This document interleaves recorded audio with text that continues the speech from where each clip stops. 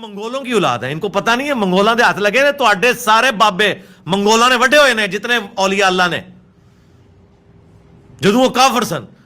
نبی صلی اللہ علیہ وآلہ وسلم نے فرمایا جو شخص اپنے جاہلی نسب پر فخر کرے اس کو کہو کہ اپنے باپ کا عضو تناسل کاٹ کے, اس کی شرمگاہ کاٹ کے اپنے منہ میں رکھ لے, اور اس کے آگے الفاظ ہے یہ بات کنائے سے مت کرو, ڈائریکٹ کہو. کہیں گے یہ پتہ نہیں اپنی طرف سے روایتیں بیان کرتا ہے. یہ مشکات میں بھی موجود ہے 4902. گالیوں سے جواب نہیں ہوگا.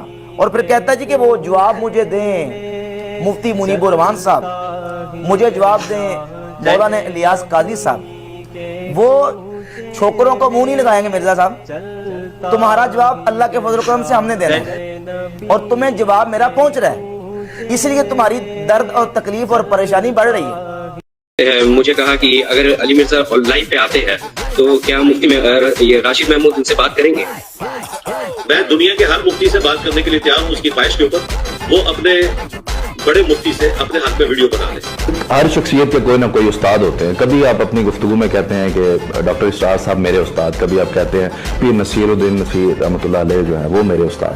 تو ایکچولی میں آپ شاگرد ہیں کن کے؟ ڈاکٹر اسرار صاحب سے میری 2 گھنٹے کی ملاقات میں نے ان سے اتنا کچھ سمیٹا جو شاید 2 سال میں لوگ نہ سمیٹ سکتے ہوں. آج بھی جو کٹر بریلوی ہیں ان کے سامنے نہ ڈاکٹر اسرار صاحب بیٹھ سکتے ہیں علمی دلائل میں, نہ ڈاکٹر فرحت ہاشمی بیٹھ سکتے ہیں. ڈاکٹر اسرار مرزا جلوی کا استاذ ہے. جب استاذ کٹر بریلویوں کے مقابلہ میں علمی دلائل میں نہیں بیٹھ سکتا تو پھر ڈاکٹر اسرار کا شاگرد شاہی کوئی نہیں. تو لا کے جب دلائل رکھیں گے ان بیچاروں کو پتہ ہی نہیں ہوگا. اچھا اس میں سے یہ بھی نکلتا ہے ڈاکٹر اسرار صاحب کی پوری زندگی کی ویڈیوز دکھا دیں, کوئی ایک بریلوی چینج کروا کے بتائیں. جو لوگ یہ کہتے ہیں نا ہم پہلے بریلوی تھے ڈاکٹر اسرار کو سن کے, نہ سرکار ہو ہی نہیں سکتا. وہ بس نام کے بریلوی تھے, کوئی کٹر ہو